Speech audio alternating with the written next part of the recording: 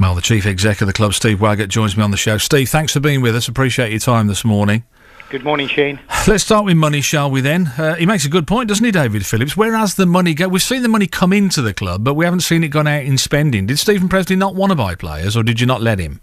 Yeah, we wanted to invest in the playing squad, which I believe we did, but we didn't make any sensational signings as fans right across football want you to do and expect you to do. But I have to fit in with the new FIFA regulations on financial fair play, and if I use some ballpark figures, but they're not as strict for your league, though, are they? It's they are. They're 60% of your income which you can spend, and if you go above that, you go into embargo, and clubs have already breached that in the championship. So right. They are strict.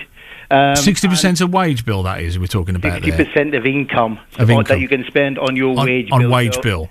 So if we run through a scenario that our turnover is 5 million, then I've got a pot of 3 million to use on players, the playing squad. So we committed quite heavily, what I say up front, in terms of the squad last summer. And what happens if you sell assets, though? If you sell somebody for 3 million, that surely doesn't stay. That stays at 3 million plus the 3 million you've used to sell as an asset, doesn't it? Surely. Within the 5 million becomes your transfer sales that are staged. They're not all in one hit. They come in certain profiles, but you put that in, and as we haven't got any non-match day revenue, as we keep talking about regarding the stadium, and as our revenues on all hours on a match day, then the transfer of players become a key ingredient to get the level of income up. That will give us a competitive squad, and our squad started at 2.6 million. We've been adding loan players because, we've admitted openly, Stephen and I, that recruitment wasn't the best last summer. So we've had to infill with loan players, and it's quite a considerable cost when you think about Seb Hines from the Championship and Frank Newbley and Gary Medine coming in. They come in at quite a high cost. So we've been trying to catch up on our poor recruitment, but we've invested, and I've supported Stephen as fully as I can possibly do with the constraints we've got as a League One club. So just to be clear, I just want to lay this on the line. The financial fair play regulations that apply to your league, does that also, when it comes to wage bill, does that include the wages of the manager as well? Doesn't determine? Purely on the playing squad chain. Okay, I know it's complex, Steve, but a simple answer, if you can. Does that mean that the new person coming in will have money to spend, and if so, how much? We'll have I can't give you the exact quantum, but we'll have some headroom left that I keep a very close budget eye on, in terms of we can only bring loan players in at this stage of the season, or players who are out of contract. So we'll be looking at that, and we were already in discussions with Stephen. We brought in Luke Williams, we brought in Sammy Odelusi. We felt as if we needed new, fresh, young lads. We brought in Dominic Samuels, who's made an impact. So we've been trying to play catch up on a fairly poor recruitment last summer, which we've had a group of players who, even hand on heart, when I met them yesterday, and delivered the very sad news on both a professional and personal level for me, that Stephen was stepping down out of the job, that we need players to come and perform, and I think generally we've had an inconsistent season. The players we brought in, some of the marquee signings, for whatever reasons haven't performed, and it's resulted in us having a very inconsistent season where we now find ourselves in the bottom four. And you talk about matchday revenues, and people were tweeting me yesterday and saying, where's Tim Fisher, where's the chairman gone, what's happening with that? We don't hear from him, we don't see him anymore, we're not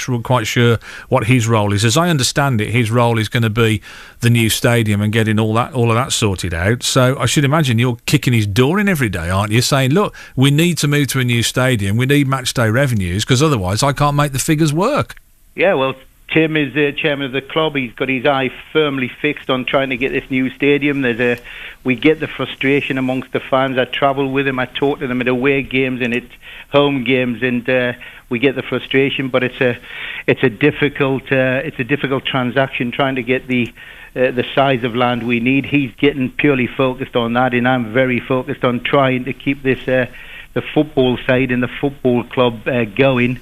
We've hit another challenge. The first team is the driving engine of the entire football club, and if we get results on the Saturday, we know that commercially that runs through the figures, and with the inconsistent performances and everything else, then fans quite rightly are saying, we're not coming, or we're not buying different things, and all that has an impact on the revenue as well. So this is a big decision. It's a very big decision, Shane, to bring a manager in, the biggest in the football club, any football club, and although you don't seem, it's not as if, like I said in the introduction, it's not as if you don't have the ability to make it though, Steve, is it? I mean, 12 years, you've had 13 managers, so it's a decision you've made 13 times in the last dozen years. Well, I was hoping that this one was Stephen Presley. He's been with us for 100 games in 2 years.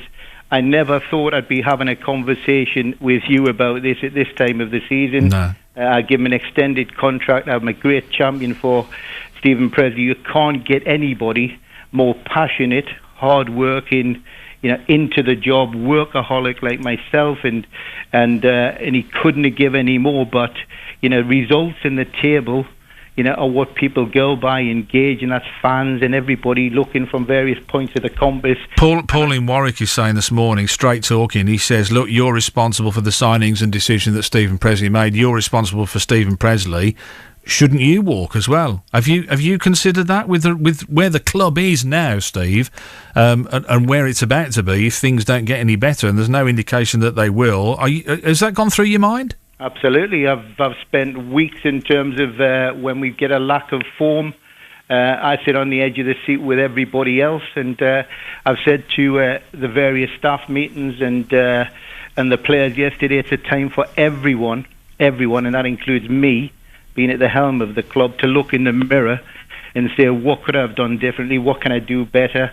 And what mistakes have we made along the way? And, but you thought, should I go? That's crossed your mind, has it? You thought, shall I leave? Would it be better for the club if I left? Absolutely. I always think that the club has to be paramount. Executives, owners, players, everybody, managers come and go. But the fans are there forever. And my whole barometer is around fan support, fans thinking that I'm doing the right decisions at the right time. And if I lose all of that, then I've got to question where I am in terms of my professional career and where we are as a club, and the club's most important. So absolutely, I question myself. Bobby Owlsley makes a good point. He said, I don't know if you've heard, Bobby Gould has given an offer of help. He wants to know whether you're going to be taking that up. I suppose that ties in, Steve, with the future, what happens next. I mean, you're not going to give me a list of names that you're going to be considering, but first of all, the Gould father, would you consider his help at this time? Bobby's got a great reputation in the game. He's always been very supportive of the club. He's a member of the former players, and yesterday when the unfortunate news broke that we were looking for a new manager to come in, Bobby was one of the, I think, 72 I've got so far, who came from emails and texts and phone calls from agents galore. So despite the precarious position... There are still a lot of people who want the job, though. It's a big, in the footballing world, Coventry is still a big club in their eyes, and it's an opportunity to come in, and it's a risk opportunity at the moment because we're sitting fourth bottom from the league. We're in the relegation zone, and we've got now a mini league of 15 games, and we've got a mini sort of group of teams there as well of 6 or 7 where we need to get immediate impact results and get out the position we're in, Shane. I don't want you to say something, Steve, that might end up jeopardising your own position there, but I've got to ask you this because it's troubled me for some time. Neil and Danny in Eastern Green said, Sisu, why do they want to own Coventry City? And I've because bear in mind that they are there to make money, and I understand that, but I mean, that's not going well for them. The club's not going well. Do you understand the motivations of the people who pay you wages? Do you get why they want to still be there?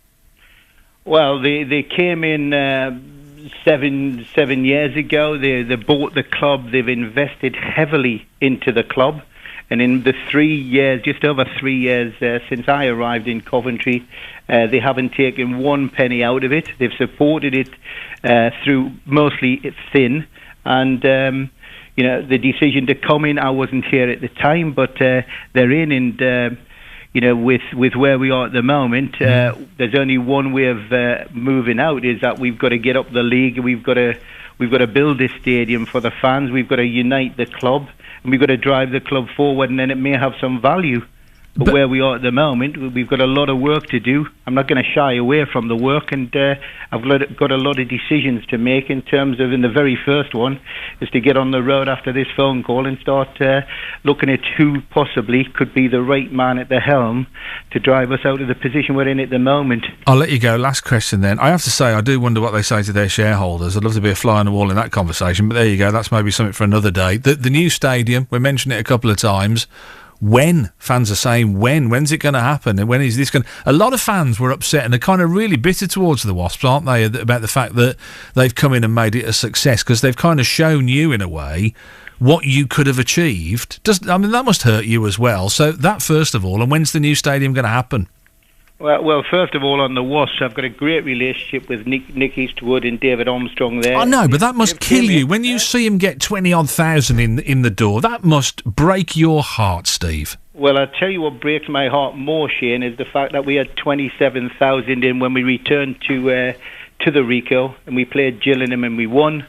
And then on a Saturday, we end up with 12,000 against Yeovil, and we won, and we haven't won many games apart from one since then. That breaks my heart when I see 8,000 coming in, because despite, and it's easy for me to say, but despite all the issues that have gone on off the pitch, despite everything else, it's their club, it's their team, whether they perform or not. We have a it doesn't feel like it to them, though, does it? That's what they say. And I've got to ask you the question, Steve. If you weren't getting paid for it, would you go? Would you pay to go and watch some of the football that was being played? Would you go to see your team 2-0 up and end up coming away with a point? Yeah, if it was me, I would, because I would always support my home team. But that's me, and everybody's got an opinion in football. That makes it go around, Shane. But that doesn't mean it's easy for me to say. But don't you think fans now have got to the stage where they don't think they have a voice, and the only voice they have is through the turnstile, and that's the only thing that will make you as a club pay attention to their hurt?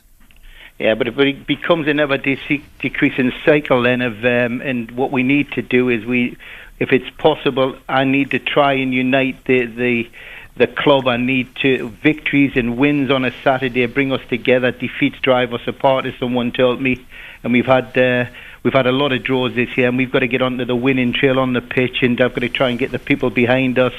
Our communications has got to be better. We've got to be open, frank, which I'm quite prepared to do. I'm not shying away from anything, and I need the support of everyone going forward, because we're hitting difficult times again, and I want it lifted as soon as possible. New ground, then, quickly. When are the fans going to see the new ground? Tim is working with a team of experts behind the scenes, and I've said, can we announce as soon as possible? And he's trying. It's complicated, but we're trying as quickly as we can to get the news out, because I think that would be a big plus in the current climate to be able to make that announcement. Steve, I'm going to let you go. You've got a lot of work to do. Respect to you for being on the show this morning. Appreciate that.